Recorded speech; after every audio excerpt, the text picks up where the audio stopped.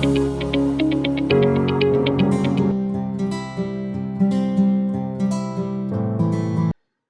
वालेकुम। पिछली कुछ वीडियोस में हम मास्टर प्रोडक्शन स्केड्यूल को डिस्कस कर रहे थे। लास्ट लेक्चर के अंदर जो है मैंने बताया था कि किस तरीके से मल्टीपल प्रोडक्ट्स यानी कि मल्टीपल वेरिएंट्स को एक साथ कैसे स्केड्यूल करते हैं। जब उनका हम प्रोडक्शन प्लान बनाते हैं तो किस तरीके से उसकी हम एक से ज़्यादा अगर एक प्रोडक्ट की वेरिएंट्स हो तो किस तरीके से स्केड्यूल करते हैं। अगर आपने वो वीडियोस नहीं देखी तो अकेडमिक गुरु के प्लेटफॉर्म पे आपको तमाम इस किस्म का कंटेंट मिल जाएगा। हिस्टोरिकल पूरा प्रोडक्शन प्लानिंग से रिलेटेड, एग्रीगेट प्लानिंग से रिलेटेड और फिर मास्टर प्रोडक्शन स्केड्यूलिंग से रिलेटेड पूरी एक सीरीज़ जो है वो चैनल के ऊपर अवेलेबल है।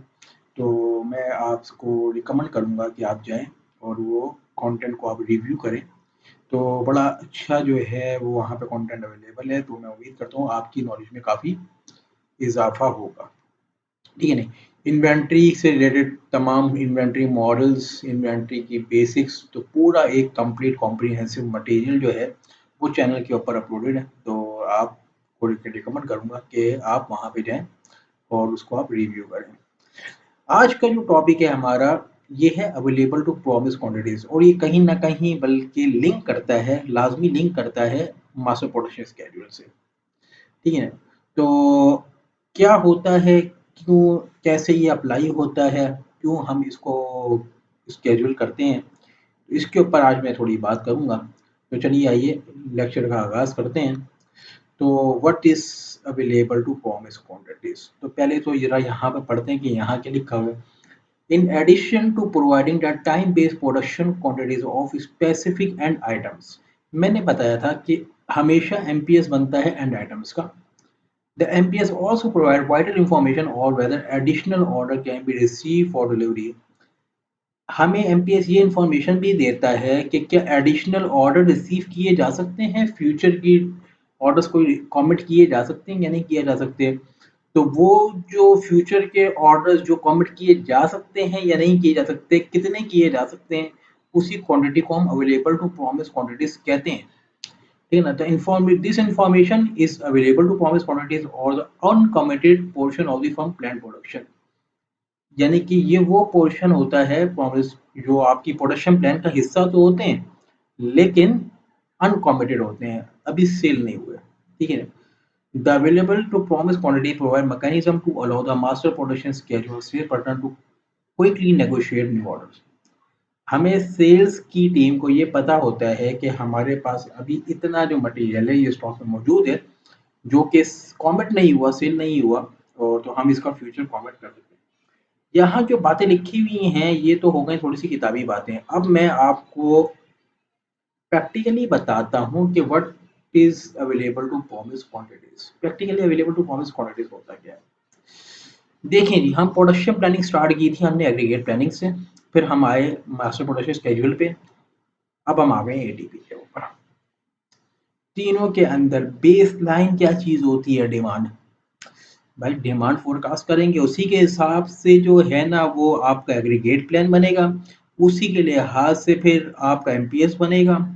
फिर एमपीएस के अंदर इंडिविजुअल आइटम्स की डिमांड को भी फोरकास्ट करेंगे हम। तो तमाम आइटम, तमाम स्केजुलिंग किसकी बेस पे हो रही है भाई? डिमांड फोरकास्टिंग की बेस पे हो रही है। ठीक है जी?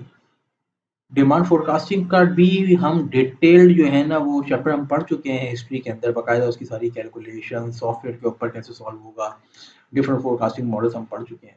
वहां मैंने एक बात बताई थी कि फोरकास्टिंग में एरर होता है। भाई मैंने एमपीएस स्केड्यूल कर लिया कि यार चौथे वीक के अंदर मिसाल के तौर पे मैंने 200 यूनिट की प्रोडक्शन करनी है, तो मैंने उसको इम्प्लीमेंट भी कर दिया, मैंने 200 यूनिट की प्रोडक्शन कर ली। लेकिन मसला ये हुआ कि 200 यूनिट सेल नहीं हुआ।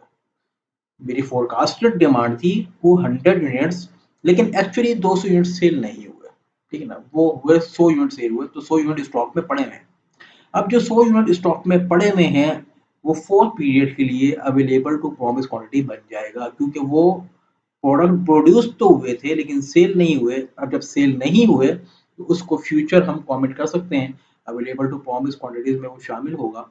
तो ऐसी वो तमाम जो आपके पास मटेरियल, ऐसी वो तमाम इन्वेंट्री जो कि प्रोडक्शन प्लान का हिस्सा होती है लेकिन अनकमिटेड होती है, अनसेल्ड होती है, अनसोल्ड मटेरियल होता है लेकिन प्रोडक्शन प्लान का हिस्सा भरल होती है, हमारी फोरकास्टेड डिमांड का हिस्सा होती है। तो ऐसी तमाम क्वांटिटीज को हम अवेलेबल टू प्रॉमिस क्वांटिटीज कहते हैं, ठीक है ना। तो इसकी कुछ प्रॉपर्टीज हैं, उसको पहले स्टडी करते हैं कि क्या है। तो एटीबी क्या होता है, available to promise quantity is a difference of MPS and CCO. CCO का मतलब कस्टमर कंफर्म्ड ऑर्डर्स है, यहाँ पर सीसीओ क्या है, कस्टमर कंफर्म्ड ऑर्डर्स है। एटीपी का मतलब अवेलेबल टू प्रॉमिस क्वांटिटी है। तो पहली चीज क्या लिखी हुई है कि एटीवी जब भी हम कैलकुलेट करना चाहेंगे तो कैसे कैलकुलेट करेंगे, हम डिफरेंस लेंगे एमपीएस का और कस्टमर कंफर्म ऑर्डर्स का। दूसरी प्रॉपर्टी ये है कि अगर किसी भी पीरियड के अंदर एमपीएस जीरो होगा, उस पीरियड का एटीवी भी जीरो होगा। If MPS is zero then ATP will also zero, लिखा हुआ है जी सामने। ये बात भी अभी हम वेरीफाई भी करके देखेंगे आगे चल के। If ATB is negative, then it will be adjust from the previous period ATB। अगर ATB किसी सूरत में नेगेटिव हो जाता है तो उसको एडजस्ट करेंगे पिछले पीरियड के ATB से। ये बात लॉजिकली समझ में भी आती है और प्रैक्टिकली करके भी देखेंगे भी आगे चल के, उसकी लॉजिक भी समझाऊंगा कैसा क्यों होता है। If beginning inventory is given, it will be add in the first period MPS। अगर beginning inventory given है तो ये पहले पीरियड के MPS के अंदर ऐड हो जाएगी ATB की कैलकुलेशन के टाइम पे, ठीक है जी। तो ये कुछ प्रॉपर्टीज हैं जो कि हमें एटीपी को स्केजुअल करते हुए अपने जहन में याद रखनी है। तो ये चारों प्रॉपर्टीज आप अपने पास नोट डाउन कर लें बिफोर स्टार्टिंग कैलकुलेशन। तो आप इनको अपने पास नोट डाउन कर लें कहीं पर, ठीक है ना। मैं आपको रिकमेंड करूंगा कि आप नोट डाउन कर लें। अच्छा जी, अब ये 3 सिनेरियोज दिए हुए हैं हमारे पास, ये बेसिकली एटीपी सॉल्व हुआ हुआ है। तो मैं यहाँ नहीं बताऊंगा कि आपको ये एटीपी कैसे सॉल्व हुआ है, ये बाकायदा वैल्यूज कैलकुलेट हुई हुई है, ये वैल्यूज कैसे कैलकुलेट हुई हुई है, तो ये हम समझेंगे इसको यहाँ पर, ठीक है जी। तो हम इसको यहाँ समझेंगे। तो यहाँ पे मैंने क्वेश्चंस लिख दिए हैं जी। तो यहाँ पे हमारे पास सिनेरियो लिखा हुआ है, तो यहाँ पे बाकायदा मैं आपको उसकी कैलकुलेशन बाकायदा करना सिखाऊंगा। अब for the following data calculate the ATV, consider beginning inventory is 30 units. अब प्रॉपर्टीज याद रखनी है। पहला क्वेश्चन में वो क्या कह रहा है कि आपने फॉलोइंग डेटा को कंसीडर करते हुए एटीपी कैलकुलेट करना है और आपने कंसीडर करनी है कि बिगिनिंग इन्वेंटरी 30 यूनिट्स है। अब याद करें जी, अगर बिगिनिंग इन्वेंटरी गिवन होती है तो वो कहाँ ऐड होती है, फर्स्ट पीरियड के एमपीएस में। तो फर्स्ट पीरियड का एमपीएस 10 है, 10 प्लस 30, और ये वैल्यूज कुछ पहले से लिखी बता रहा हूँ। तो मैं यहाँ पे लिख रहा हूँ एटीपी 1, पहले पीरियड का एटीपी, ठीक है जी। तो पहले पीरियड में हमारे पास बिगिनिंग इन्वेंट्री ऐड होगी 30 यूनिट, जो कि बिगिनिंग इन्वेंट्री है, प्लस पहले पीरियड का एमपीएस कितना है 10, ठीक है ना, माइनस पहले पीरियड का कस्टमर कंफर्म ऑर्डर कितना है 10, ठीक है ना। तो ये कितना हो गया जी 30। तो एटीपी 1 कितना हो गया 30 इनिशियल स्टेज पे, ठीक है जी। तो और ऊपर यहाँ पे हम लिख देते हैं जी 30। ATP2, अब आप बोलेंगे सर मैं यहाँ पे डायरेक्ट वैल्यूज क्यों नहीं लिख रहा। अब क्यों नहीं लिख रहा, इसकी भी वजह आगे चल के आपको पता चलेगी, कुछ हमें एटीपी को रिवाइज करना पड़ता है। तो अब दूसरे पीरियड में ओपनिंग इन्वेंट्री ऐड नहीं होगी, सिर्फ एमपीएस में से सीसीओ को माइनस करेंगे। एमपीएस कितना है 10 माइनस कस्टमर कंफर्म ऑर्डर कितना है 0, तो ये कितना हो गया जी 10। तो यहाँ हम लिख देते हैं 10। दूसरे पीरियड का एमपीएस एटीपी कितना हो गया 10, ठीक है जी। ATP3 ये हो गया 20 माइनस 28, ये हो गया माइनस का। अब यहाँ होगी गड़बड़। अब हमें याद करनी पड़ेगी कि जो हमारी प्रॉपर्टी थी उसके रिगार्डिंग जो हमने प्रॉपर्टी पढ़ी थी कि if ATP is negative then it will be add in the second period, तो it will be adjust from the previous period ATP. ये जो हमारे सामने लिखी हुई है कि अगर एटीपी नेगेटिव है इसको एडजस्ट करेंगे पिछले पीरियड के एटीपी से, क्योंकि कोई भी क्वांटिटी नेगेटिव नहीं हो सकती। तो लिहाजा हमें क्वांटिटी को या तो जीरो करना पड़ेगा या फिर हमें उसको पॉजिटिव में रखना पड़ेगा, क्योंकि क्वांटिटी कभी भी नेगेटिव नहीं हो सकती, ठीक है नहीं। तो हम वापस अपनी स्क्रीन पे आ जाते हैं जी। तो यहाँ पे हमारा एटीपी जो 3 है नेगेटिव आ गया। तो एटीपी 3 है, इसको पिछले पीरियड से एडजस्ट करेंगे। तो पिछले पीरियड के अंदर जो एटीपी 2 था वो इनिशियल स्टेज पे कितना था, 10 था, जो यहाँ पे नजर आ रहा है। जरा ध्यान से बात को समझना है। ये इनिशियल स्टेज पे 10 था, ठीक है जी। और अब ये जो एटीपी 2 था ये 10 था। अब इसको 10 में से एटीपी 3 वाला जो 8 है इसको माइनस कर देंगे। ये कितना हो गया, 2, ठीक है ना। तो एटीपी 2 रिवाइज हो गया, ठीक है ना। और एटीपी 3 8 माइनस 8 -8 और इसको हमने +8 दे दिया एटीपी 3 से, तो ये हो जाएगा 0, ठीक है ना। तो यानी कि एटीपी 2 जो है वो रिवाइज होके यहाँ पे 2 हो गया और एटीपी 3 कितना हो गया जी, 0 हो गया, ठीक है जी। एटीपी 4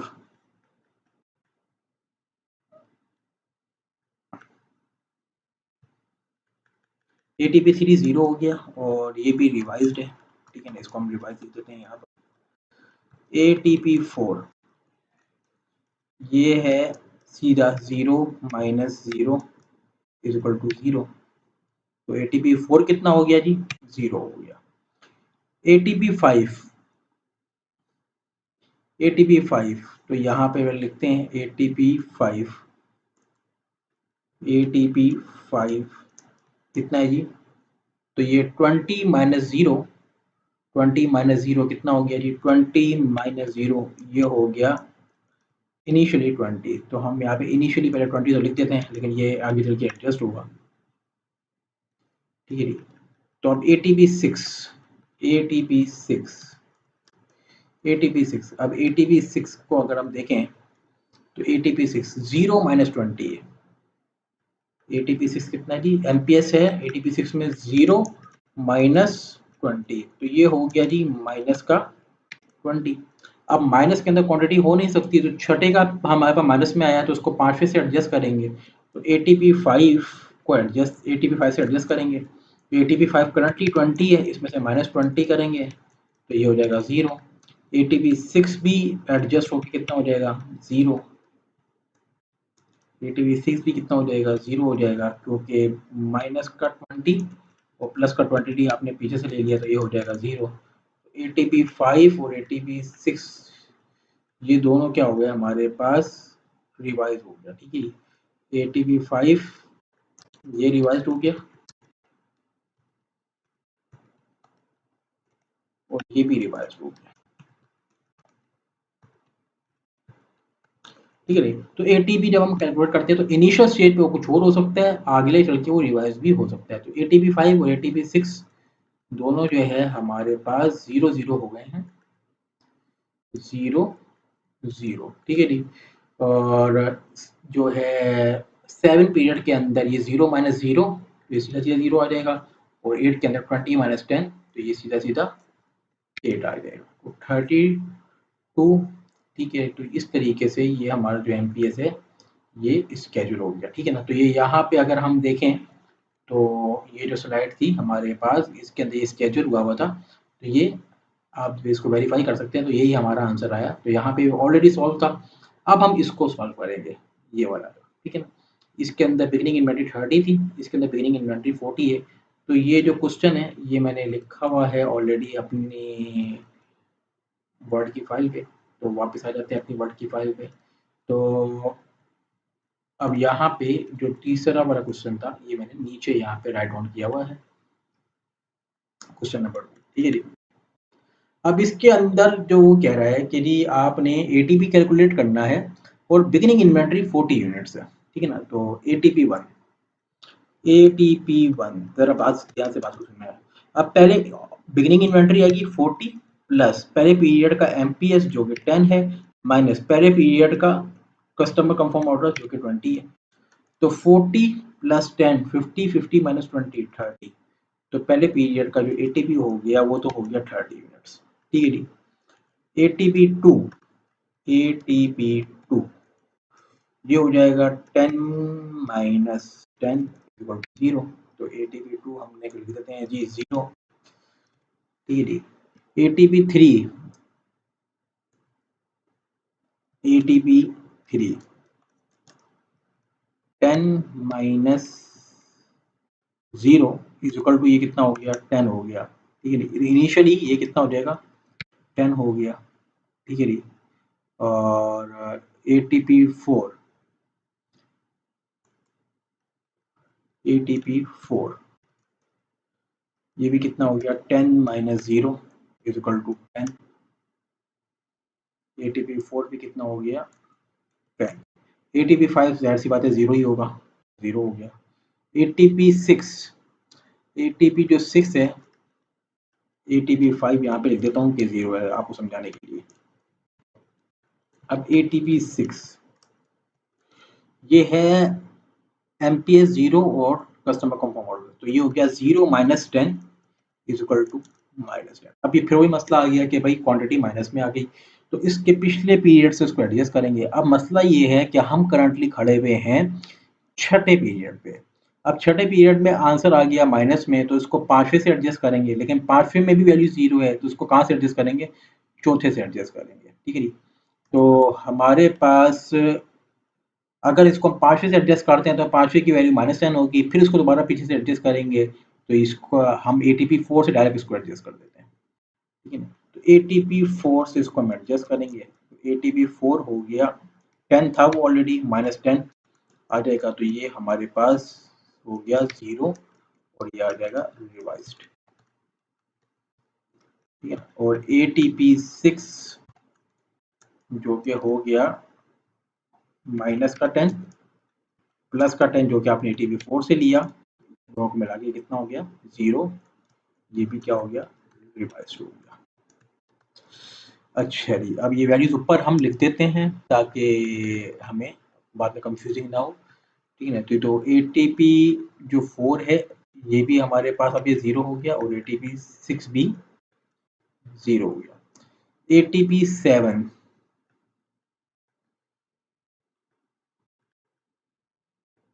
ATP 7, ATP 7 कितना होगा जी, ATP 7 20 माइनस 0, तो ये हो जाएगा 20,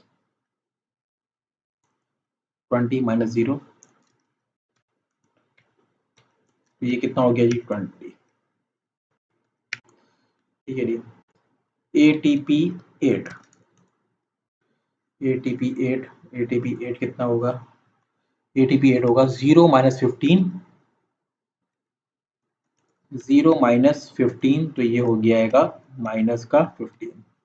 अब फिर वही मसला आ गया जी, ATP 8 जो है माइनस में आ गया, इसको पिछले पीरियड से एडजस्ट करेंगे, पिछले पीरियड में वैल्यू कितनी है, 20, तो एडजस्ट हो जाएगा ये।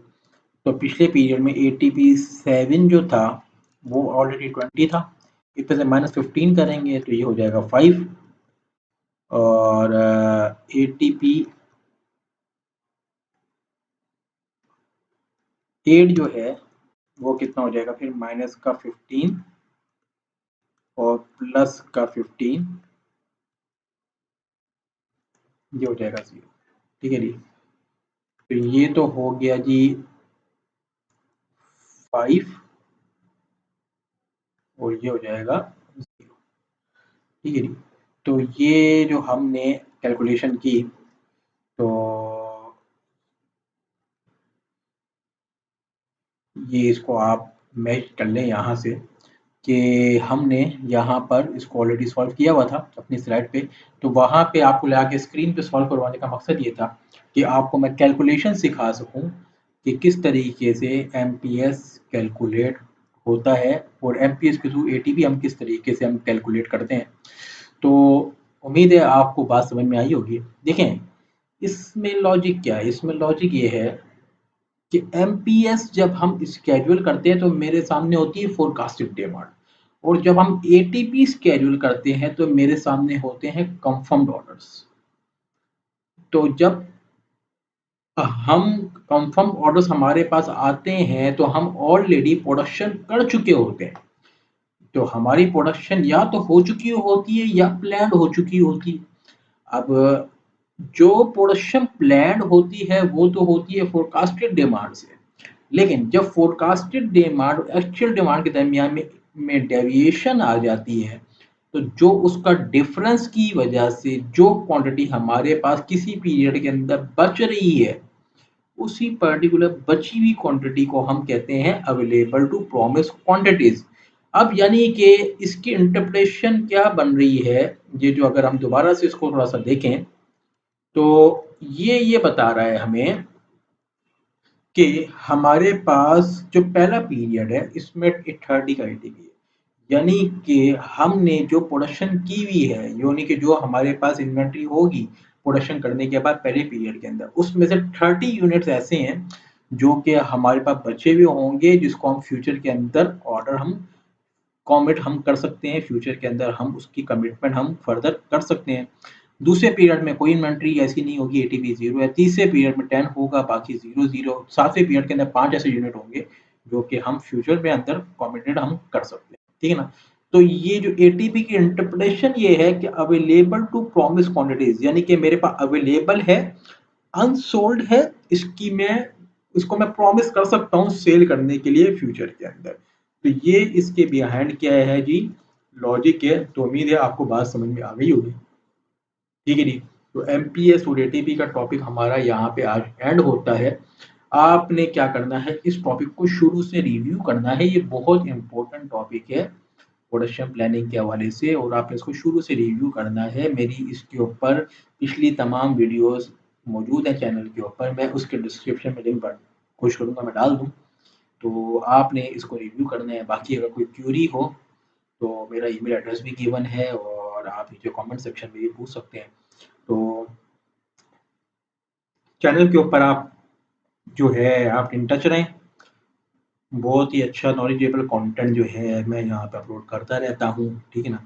तो आप इसको रिव्यू करें, ठीक है ना, और अपने फ्रेंड्स के साथ, अपने दोस्तों के साथ इसको शेयर करें, ठीक है ना। जो आपके कोलीग्स हैं, जो आपके क्लास फेलोज़ हैं, ठीक है ना, तो उनके साथ आप आपको शेयर करें ताकि आपको ही फ़ायदा हो, उनको ही फ़ायदा हो, ठीक है ना। तो उम्मीद है आपको बात समझ में आई होगी। मिलते हैं इंशाल्लाह नेक्स्ट टॉपिक के अंदर। अल्लाह हाफ़िज़।